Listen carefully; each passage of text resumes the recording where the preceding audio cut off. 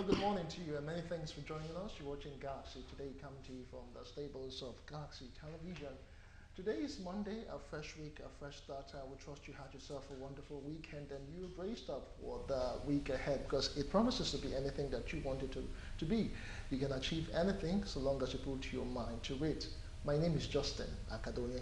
And of course, well, welcome to Galaxy today. I'm Uche Onyekuruje. Like he's rightly said, we do hope that today is going to be all educating and hopefully we'll find solutions to the topic we'll be looking at today, which is herdsmen killing, finding lasting solution. Yes, we'll be looking at that. Just 4 or 5 days ago, there were reports of fresh killings in Benue State where 26 people reportedly died. And over the weekend, the former president Olusegun Obasanjo was in Benue State to, to lay wreaths at the graveside of some victims of the herdsman killing, and he had some things to say. And of course, a lot of Nigerians are beginning to react concerning the president's supposed visit to Benue State today.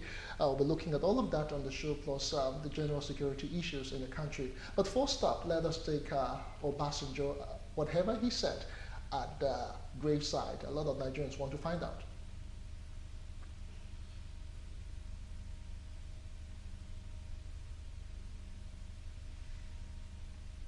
All right, are we ready for that report? Let us take it. We'll be right back.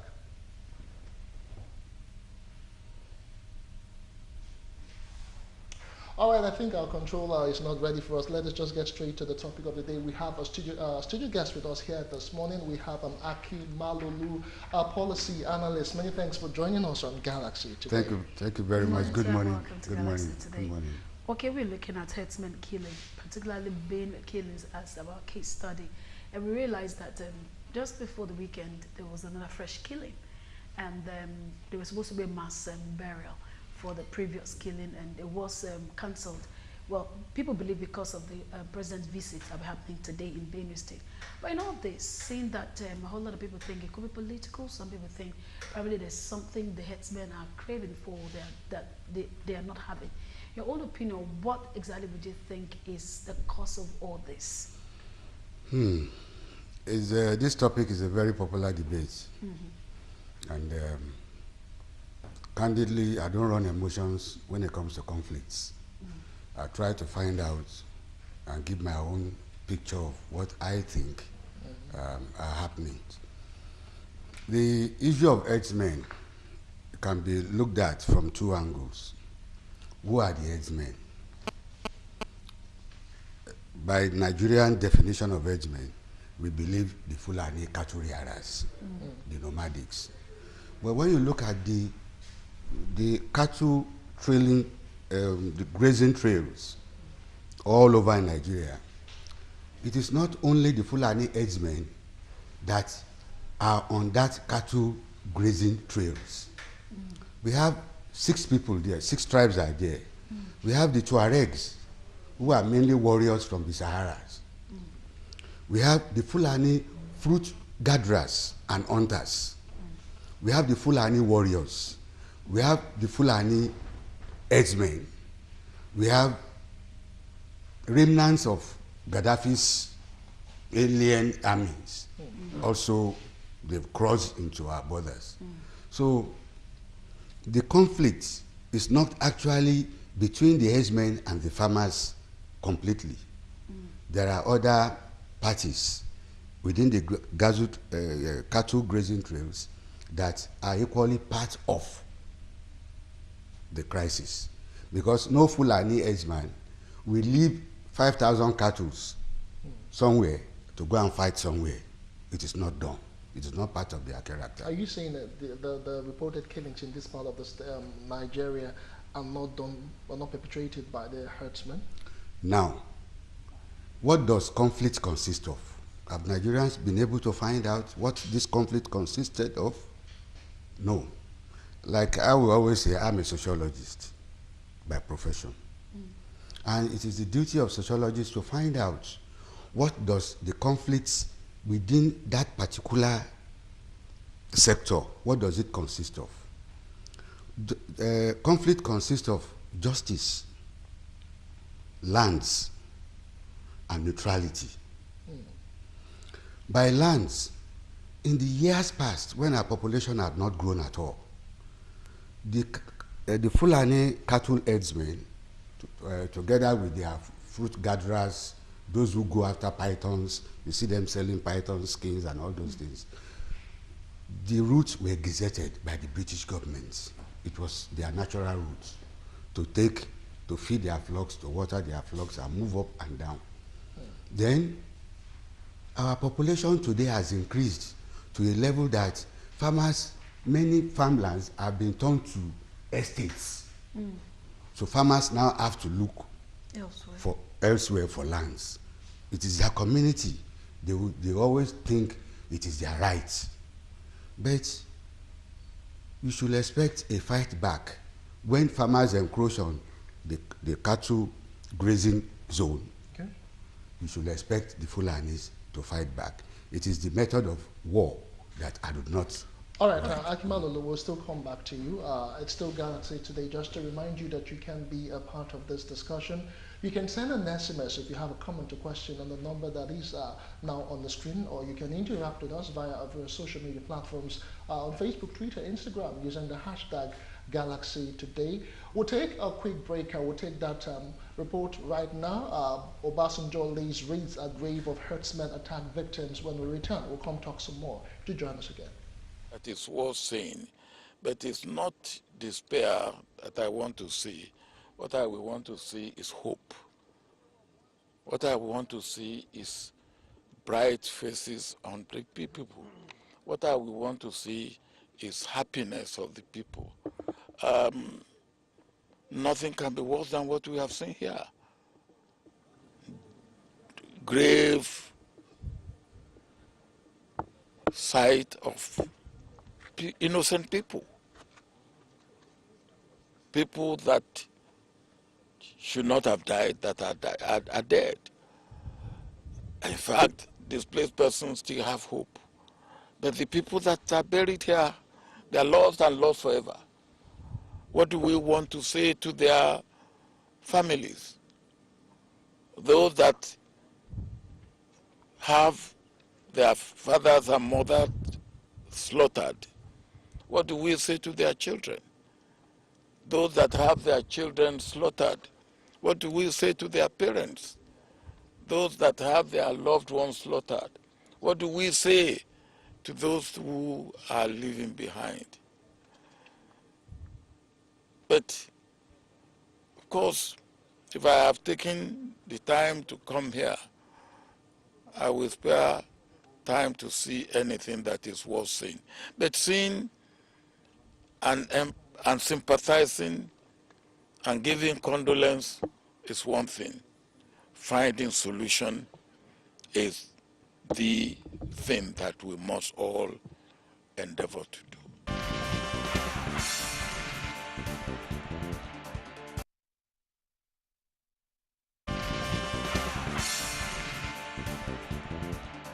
That is worth saying, but it's not despair that I want to see. What I will want to see is hope. What I want to see is bright faces on the people. What I will want to see is happiness of the people. Nothing can be worse than what we have seen here. Grave sight of innocent people.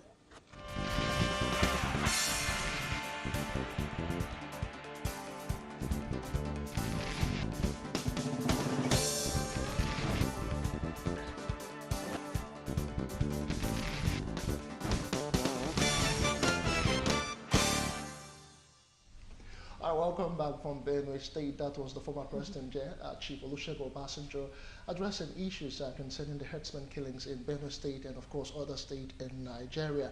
We're being joined by yet another guest this morning. We have Prince Adebola Adeni-Jadele, the National President of Citizens Liberation Advocacy Initiative. Many thanks for joining us on Galaxy today. Thank you, Mr. Johnson. Good morning, Nigeria.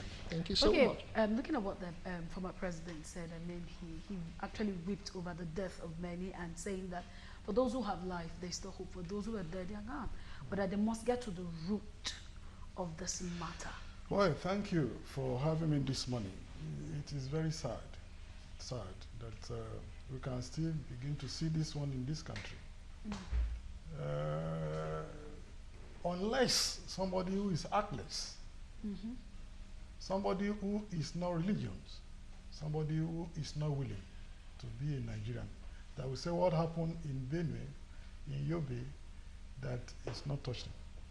And that kind of person should excavate out of Nigeria, that is not a citizen of this country. In fact, personally, my condolence goes to them. Even we have written letter to the governor of that place that we know that when you look at what is happening now, as the Chief Evolution Ambassador have just said, that when there's life, there's hope. Anybody that has gone forever. But this death that came does not come directly by God. It is some people that go there to kill them. But in other words, should we now table it to see that probably the herdsmen and farmers we are talking about today, that this thing has not been hijacked by directly or indirectly by some of the Boko Haram we are talking of today. Probably they might change their tactics of using another means of killing people. That is the way we look at it as today. That we sympathize with them, and I think the level of the security we have in this country probably we should add more to it to talk about it. Okay, but before now, a whole lot of people are saying that they should be tagged as terrorists. They're not just herdsmen. And some other people also think that these people are not, they have some kind of backings, maybe some top-notch people are actually behind what they're doing. What do you think, Mr. Hakim, that do you think these people are actually terrorists? By definition of terrorism, this does not fit in. Okay. Because we are talking of people who have attachment to a particular practice of nomadism, cattle rearing. So those are the people we are talking about. Though they could be Muslims, but they are equally pagan Fulanis, as we have pagan Hausas. But you see, the issue which I am interested in is to be able to put across to Nigerians what those conflicts consist of, so that we'll be able to commonly search for solutions. I quite sympathize with deaths here and there.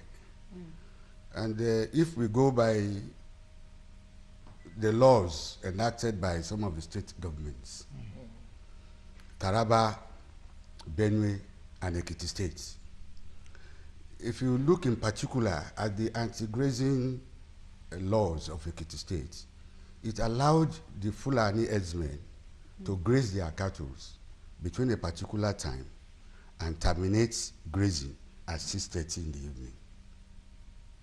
That means there is a balance to give them their freedom to feed their cattle.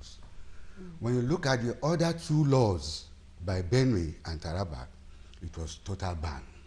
You get what I'm saying? Yes, I do. That is why you hardly can see this type of, the skirmishes you see in Benue and Taraba, you hardly can find such measure, in same measure in Ekiti State, because there is a little bit of neutrality by the government. It may not be complete neutrality, but they took them into consideration. The Benue Valley has always been in contention for years, for decades, between farmers and the Fulani and the herdsmen, because it is the most fertile region of the Benue, they call it the Benue Valley. But it's, like I have told you, settlements have encroached on so many lands. Farmlands in many places, many states have been turned to estates. So farmers have been pushed to look for, and government, no government in Nigeria, no state governor till today, till when we started seeing this crisis from Plato, have shown any interest in the cattle rearers. All policies have always been for the farmers, no policy for the herdsmen. We look at them as private businessmen, But they provided us with all the livestock, the meat that we are all eating, including the milk. So in this conflict, all sides are looking for justice. We can run emotions, but the Fulanis will equally be looking for justice, particularly land. After land, they will expect state governors to show a little bit of neutrality between the farmers and themselves. Obasanjo has gone to the gravesites. Yes, he has done the right thing to show what they call it, to pay his own condolence visits. The president is going there, but it is the president that matters now. The solutions to the Fulani herdsmen and farmers clashes.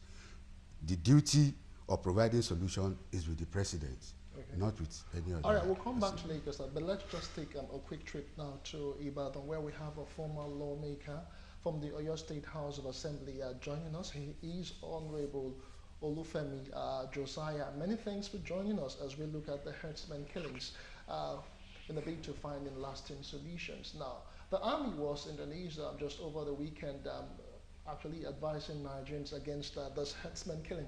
But the main question right now would be just last week, 25 people were killed.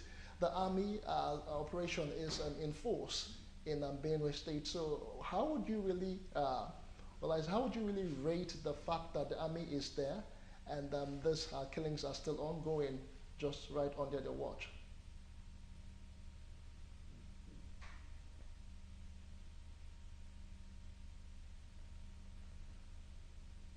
Good morning.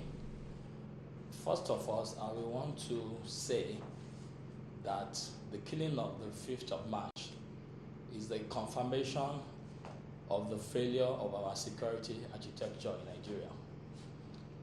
The killing started on the 1st of January this year, on the New Year Day, and between the 1st of January and the one that happened last week, which was 5th of March, a number of killings have happened, which in the first instance should not even have happened. It means the killings continued from the 1st of January, and as of the 5th of March.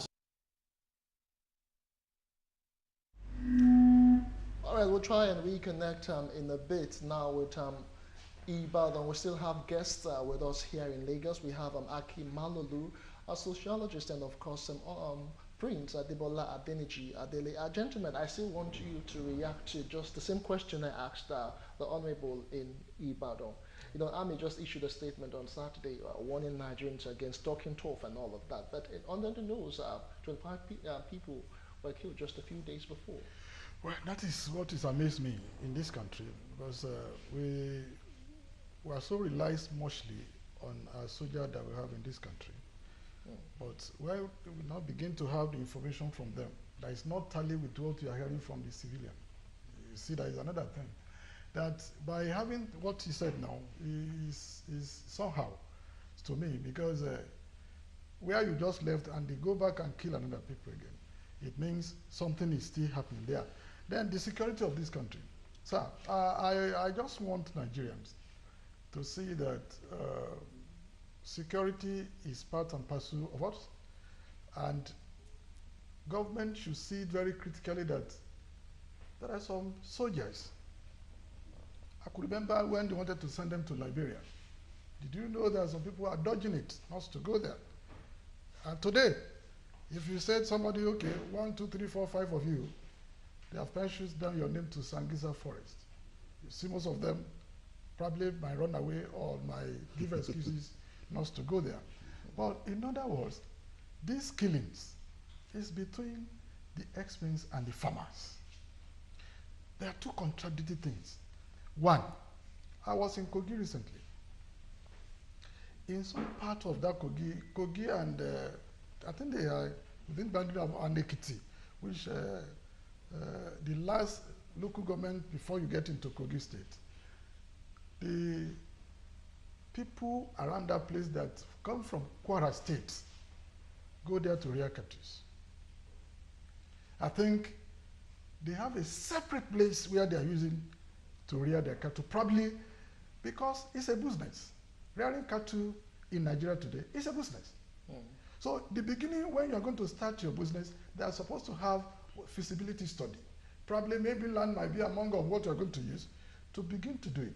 Because this farmer we are talking of today, they borrow money to do whatever they wanted to farm, and the animal, one animal cannot just come there and eat it off. You see the areas of leveling of what is bringing the quarrel between them. Somebody will spend a lot of money for planting things, either cassava, maize, or even melon. Now, one animal will come from somewhere, which you know that even if you sell it, you are going to have money too. We now go to that farm and rip off all what that man has spent money. Look at Olufalai, for instance. Not because of anything, it was firstly kidnapped.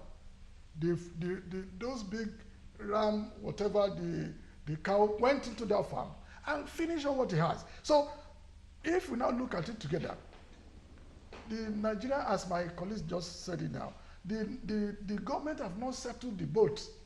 They let one and leave the other for whatever they feel can happen to them. So, yeah. Okay, so in other words, the best to do now is let us have the lasting solution to this. We cannot, because of ram or cow, of killing human being as we are. So okay, all right. Obasanjo declared that until our leaders get to the root of this carnage, we will continue to bury victims until we get to the root of these. Else, we will be assuming what is not assumable, because we must know why this is happening and we must put an end to it. Somebody must accept responsibility to put an end to this. If it has to be collective responsibility, then so be it, but there must be an end to this. Speaking of an end to this, the governor went out to the federal government. The federal government declared the presence of the military right there, and right now we've not really seen any effect per se. You know, there is a law concerning this grazing bill in Benue State, yet we've not seen any change.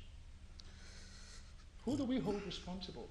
Everybody. The military, the governor, everybody, or the federal government? everybody, both the local government chairmen, the governors, the senators, the House of Assembly members, the president himself, past leaders, because I must confess to you, they have degenerated this country called Nigeria. The President of the Federal Republic of Nigeria, President Muhammadu Buhari, or whatever you call him, is a Nigerian. Of course. He inherited this problem. There have been plateau crises. There have been killings in Zamfara. There were killings in Taraba. And the Taraba home was not even reported by the Sultan. The Sultan said, the Emir of Kano said that it pained him that the media suppress that news of the killing of children, women, old people of the Fulani stocks in Taraba. 800 of them were said to have been killed. And they have said this thing many times, and yet the media focuses on Benue. Okay, so what we are saying now is this: there will be continuous killing if we show only emotions without looking at the criteria, the cause of the conflicts. The Fulani herdsmen have always lived with us in peace. Why suddenly do we have all this crisis? That is one of the first things we should find out. Why? What change has happened that has created the conflicts? Okay, still talking about this. I mean, we're told that there was supposed to be a mass funeral, mass burial on Friday, but it was cancelled or postponed till this Thursday. And it's assumed that because the president will be visiting Benue State today, then one of the chiefs said that what he expects from the president is to accept the anti-open grazing law of Benue State and also direct the Inspector General of Police, IGP, to implement it so that they can have peace in Benue State.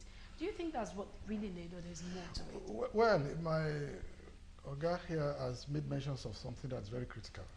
The Beatiala. I will answer that question because we should not leave everything for. We are looking for a solution now. And we are coming to determination is to find the lasting solutions to what is happening. The meeting they had before was, if you people are saying that it is Fulani herdsmen that is killing people, what we are going to do now is to do the accreditation. Okay? For we who, you know, those catches are not belongs to them. It belongs to the Olowos.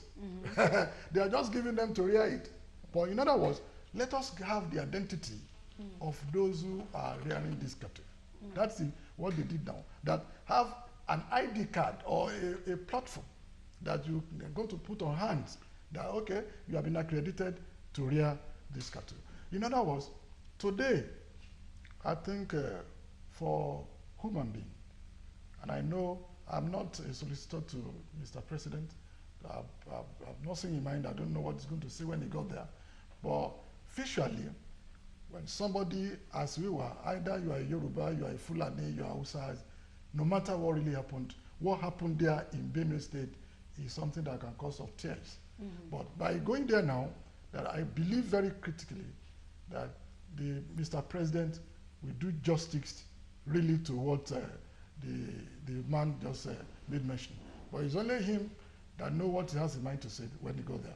But I know that what he's going to say today will put a hand to the killings of innocent Nigerians they are doing. Those, even probably we are looking at Benue. In Plateau, in Taraba, I'm telling you, even in the southeast, people are still being killed. In Badon, and this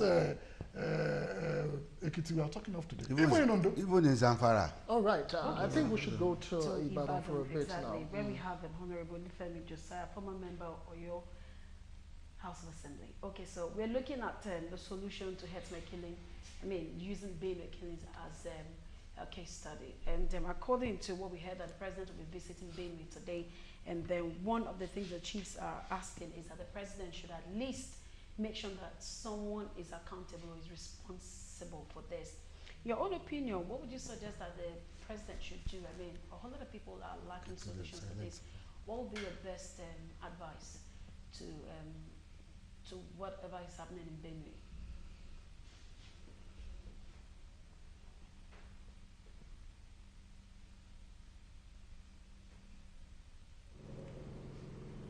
I want to say that the continuous killing of farmers by herdsmen, or what some people consider as the communal clashes, is the result of the failure of our security architecture in Nigeria.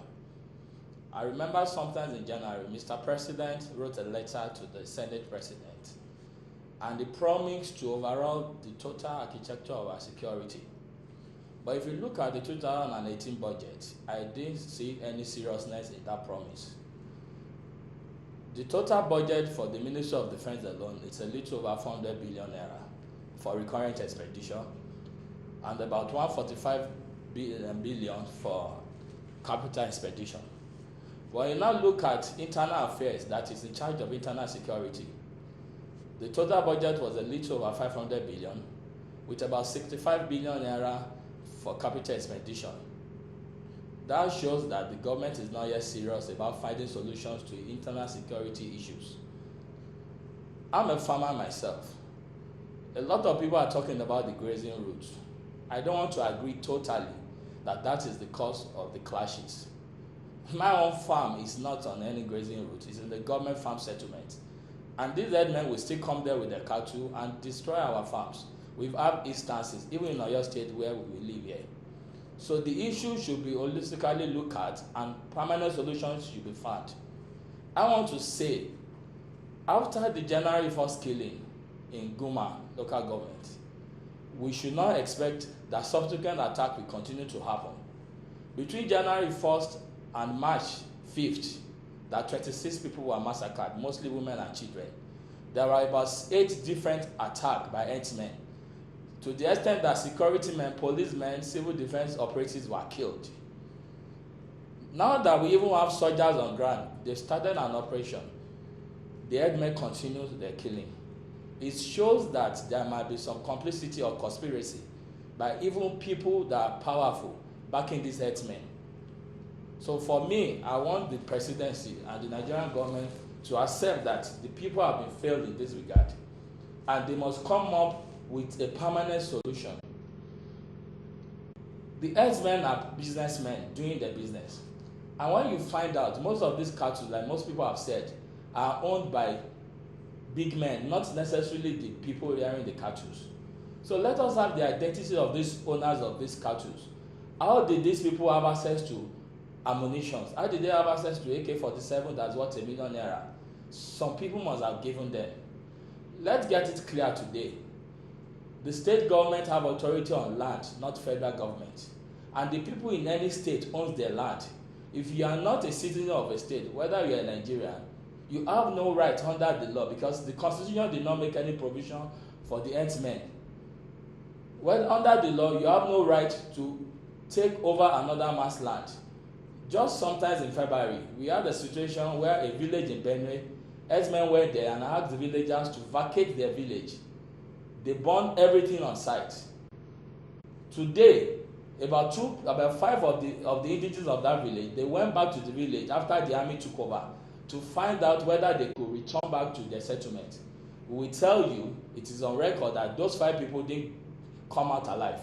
So it shows that even within our security apparatus, there might be people who are backing these herdsmen.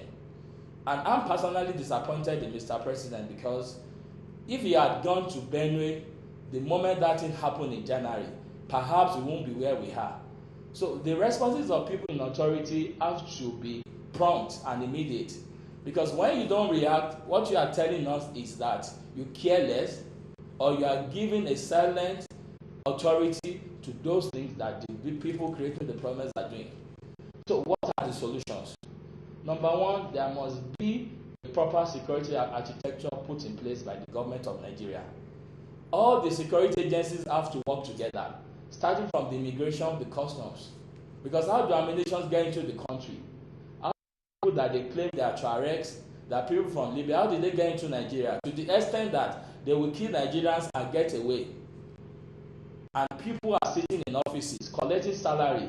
They are comfortable, they are happy that such is happening. As far as nothing permanent is done, this will continue to happen. As far as people are not brought to justice, this will continue to happen. As far as we do not change our pattern of rearing cattle, the world has moved on from cattle rearing. Everybody is embracing ranching. Why is Nigeria adamant on grazing, open grazing? Why is the government adamant on that? If people have business, I'm a business owner, I know how to manage my business. Let those that have the cattle find a way of managing their business to the extent that they will not disturb other citizens. While we are not supporting farmers. All right, we must say a very big thank you to Honorable Olufemi Josiah, former member of your State House of Assembly. That is as much as we can take from our end at Ibadan. Many thanks for sharing your input. All right, it's been 10 weeks after the first killings, in Benue State, in Logo and Guma local government areas, and of course, a week after the killings in Omusu, still in the same state. And President visit Benue State today. That is trailing a whole lot of reactions. We'll talk about that after we come back from this particular report, where leaders from Benue State are reacting concerning the president's visit today. In a moment, we'll be right back. Stay with us. Attack on the people of the Middle Belt or the Benue Valley within these years, and particularly starting from 1st of January 2018, are enough evidence that the federal government, whom the president is the commander-in-chief of the armed forces, to have sent an operation to deal with the situation, for him to have sent the army for an exercise, we believe strongly that it was to create an enabling environment for the herdsmen to come in. See, we can't say his coming today is timely because he's belated. Because the killings have started long ago before he came into power. But immediately he came into power, especially that of January 1st, we expected that immediately the president would come. Before we had a mass burial, we were expecting that the president would come to see how he would talk to the Benue people, but he didn't come. His coming now is not actually, we are not happy about his coming, and that is why we are not going out to say we are going to visit, receive our president into Benue. But it's not a do or die affair, but we want the world to know that what is happening in Benue is more of a genocide, and we expect pragmatic approaches that we'll see how we'll get to the end of the killings in Benue. Well, maybe when he comes and we engage him, then we'll be able to see his standpoint and all that. But for now, a lot of people are not happy that the president is coming at this point. We've tried to sample opinions of people, and in fact, some people are like, it doesn't make sense coming now. So for the Benue women, for the Benue females, I think they don't see like anything to be happy about.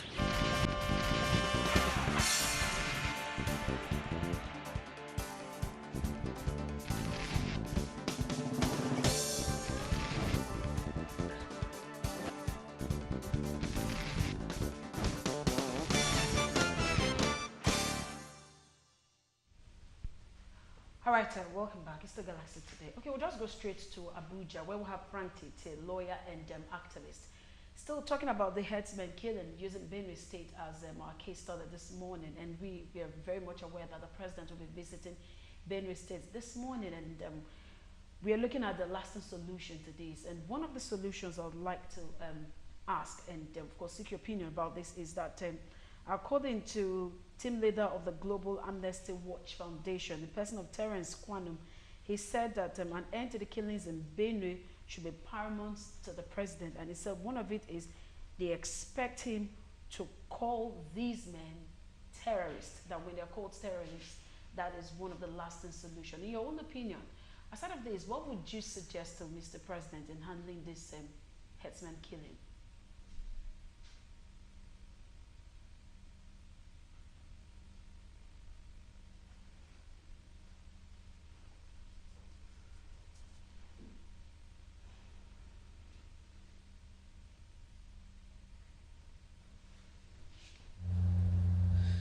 Thirdly, the president would, in strongest terms, condemn the unnecessary wanton killings in the Benue by herdsmen, however, wherever their origin may be. Usually, presidential visits are opportunity for making very strong positional statements by a government.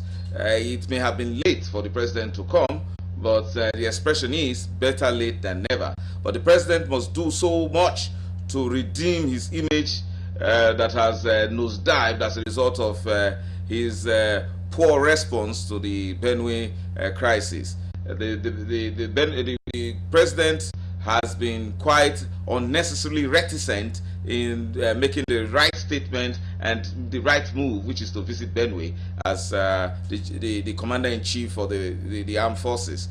Clearly, the situation in Benue and other parts of Nigeria, particularly in the northeast, pose security situations where a government that has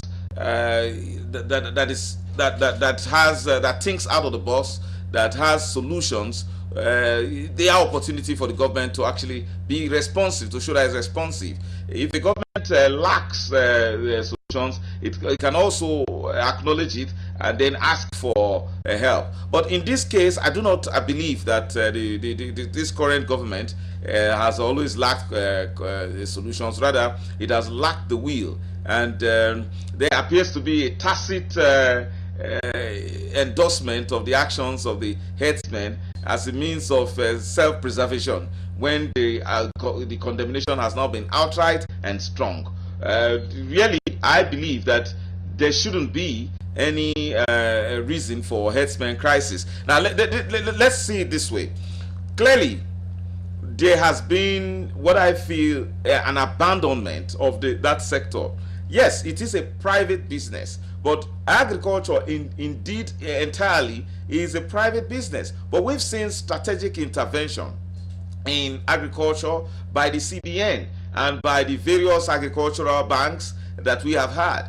I think that when we profile a solution such as ranching to be much needed at this hour, at this time, then I don't see any problem in giving loans. And I'm not saying grants that just money that will look like a form of a dash, a big dash. Rather, grants should be given. And we must also consider that a governor who is entitled to protecting and securing, protecting his people and securing his the geographic entity called the state, should be entitled to control a measure of the police in order to say that when there is when grazing is not allowed in Benue, for example, it should be so, no matter whose horse is God. So I think that a lot of work has to be done on the part of the National Orientation Agency, targeted at herdsmen, that they must obey the law, whether it is good, whether they feel good or feel bad about it. It's a Nigerian law, it must be obeyed. The law enforcement, particularly the Inspector General of Police, should realize that it's a constitutional duty on his part to ensure that the laws of Benue are obeyed. So I don't think that it's necessary for us to have this on this hulabaloo. It's clear, it's a clear failure on the part of those who control our security apparatus. They have failed. They should be able to prevent. The idea of police, the idea of armed forces, most times, is to prevent, the crime. All right, still on the topic. Before we let you go, Frank Tete, I just want you to quickly look at this statement by Kwanum. He further said that they expect the president to listen to the voice of reasoning and act as a leader, taking decisive actions to arrest the leadership of Miyetti Allah. In his own tone, he seems to say that Miyetti Allah are those sponsoring these people, and that if he does not arrest and call them terrorists, the killings will continue. But to him, this is also part of the solution, that these people should be called terrorists and as well as be arrested for the Benue herdsmen killing. Do you think, in your opinion, that this would give solution, or this could be one of the lasting solutions we are talking about concerning the Benue killings?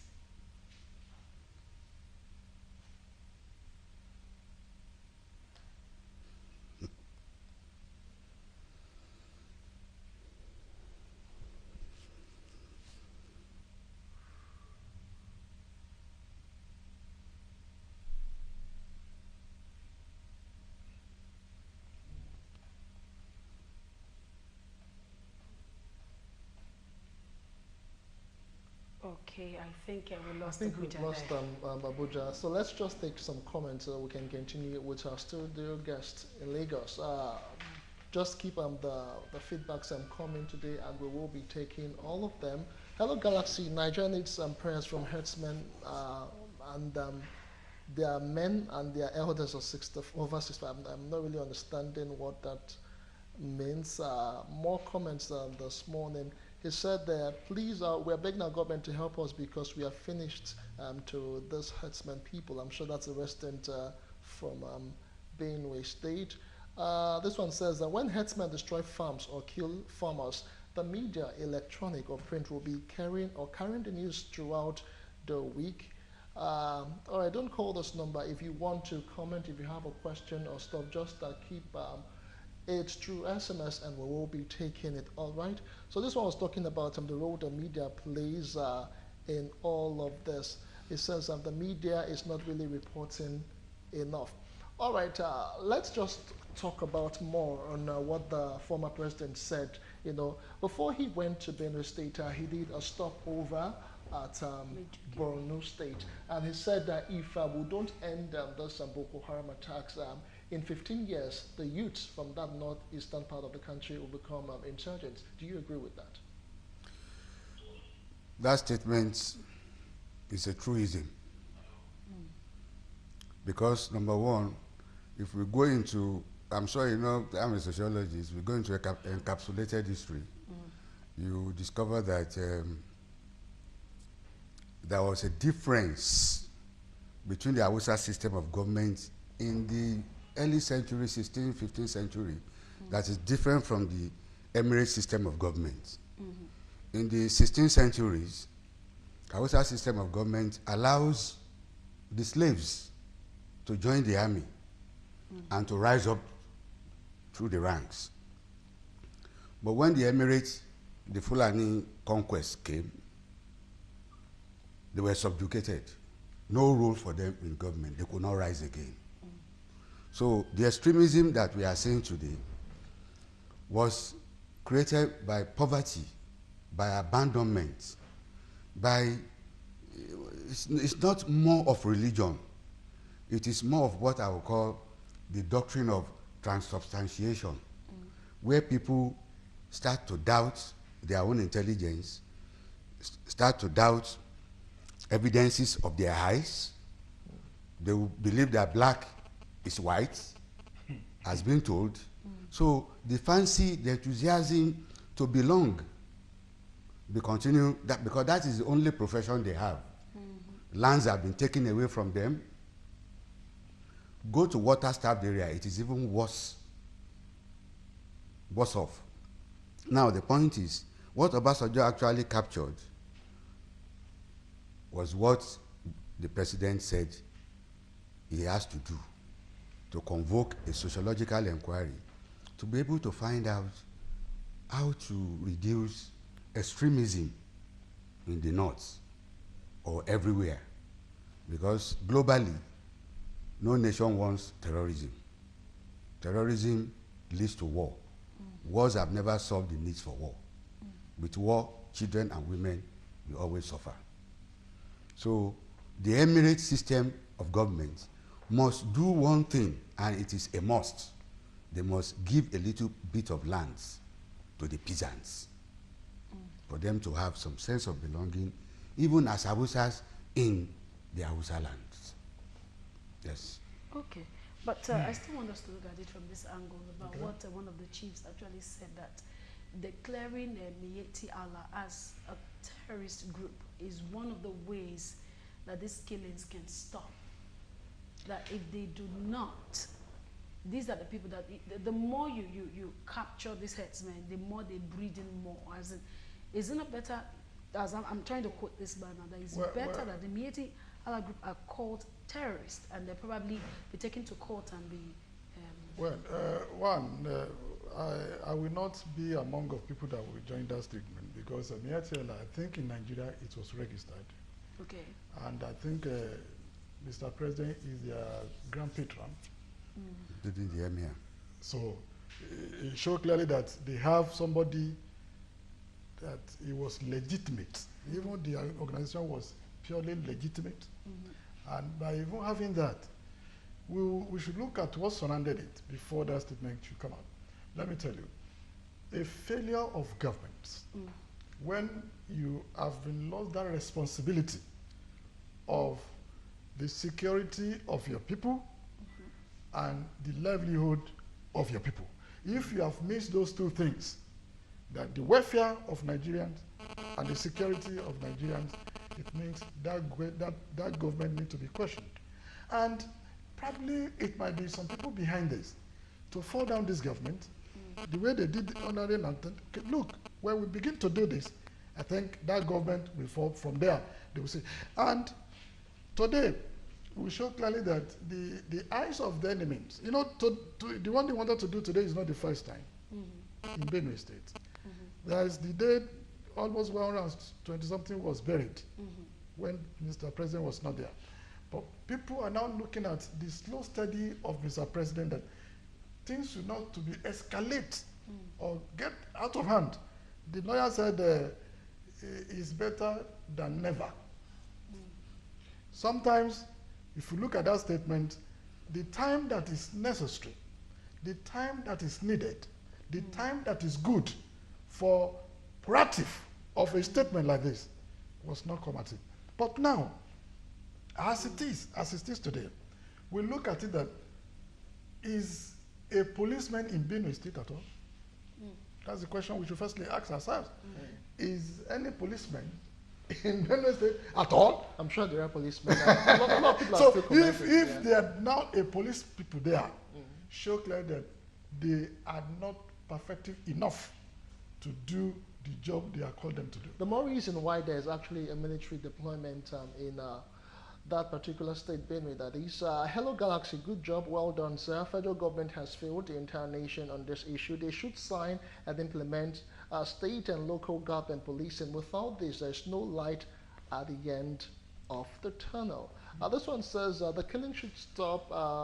The solution is in the hands of Mr. President. This one says Herdsmen is a backup to the federal government. I don't know what that means. And Okay, we should just watch the things we say in public, sphere. So much for the hate speech and all of that. Let us just try as much as possible to be very, very, slow and small with our contributions. And some comments here I can't really take. That will be constituting a whole lot of hate speech. Now, a lot of people are saying that the federal government should administer this whole issue of state policing, and that is the best way to go. Do you agree with this? As I'm going, before that message was shut me up, initially, before I was born, and I met them when I was born, police in Nigeria, they don't carry gun. We will see them with a shot car, with a very strong upright. Even you seeing them, shot, run. You begin to panic without even knock your door, police. But today, it's reverse is the case. Meaning that we should look at it very holistically, that what's strong to our system. A system that was good before and begin to decay and begin to paralyze. Because today, as I'm speaking with you, not only state police we needed in this country, as you just mentioned, Mr. Johnson, what we needed in this country is community policing. My brother, we have so much ethnicity in this country. We are talking of 250, but if you look at it very keenly, it's more than that. Then, when you look at the communities versus on that ethnic area I'm talking about today, those are the areas where we should need police. Why should we carry police from Lagos to Benue that knows nowhere? He knows any corners, any crease of corners of that area, and you want that person to go and mount that area? It's not possible. In other words, if you look at the excellence of Lagos State, look at the excellence of Lagos State. No matter what happened, even being mere seeing those who of neighborhood watch or whatever they call themselves, it is enough that all the trees and corners of the areas, they were there. All right, thank you, sir. But you just have limited time. Okay, Malole, I want you to comment to this for one of our viewers. He's saying in order to have a permanent solution to these killings, I think the issue of ranching should be passed into law. That's from Chinemerem from Ikorodu. Do you agree with that? Several centuries of Fulani pastoralism cannot be ranched by fiat. It's not LD. Because when Fulani moves with their cattle, they move with their traditions and culture. And when they move with their tradition and culture, what do they do along the cattle grazeland? They form small cluster settlements. It could be 20 kilometers. They are always in small population. If you are going to ranch them, you are going to ranch their culture and tradition with them. They are nomadic, they have to move. And what government said, the next after ranching was the colony. And the colonies, I don't know why Nigerians did not have that patience to ask their government to explain the rudiments behind the colonies. What are colonies? Probably they gave the wrong name to a good idea. Because to me, my own projection of what they intended to do was not to ranch the Fulanis because of their pastoral habits, but to move them along a particular path from one ranch to the other, providing grass and water along the way, which they misapplied to be colonies. So if government says we are not going to ranch them, but we are going to provide grazing basins for them, which they now label as colony, I think the state government should accept that as grazing colonies. Because we cannot, by fiat, stagnate their tradition. They have to move, they carry their tradition. They don't wear coats, they don't wear babariga. They wear very short dresses and they carry their sticks. Today they carry AK-4. But the presidential order that they should arrest is on ground, so we expect the police to do that. Yes. But for God's sake, state governors should accept. All right, we're almost out of time, but I just have to colonies. take this particular one. The person just wrote again. I was trying to read that before a call interrupted.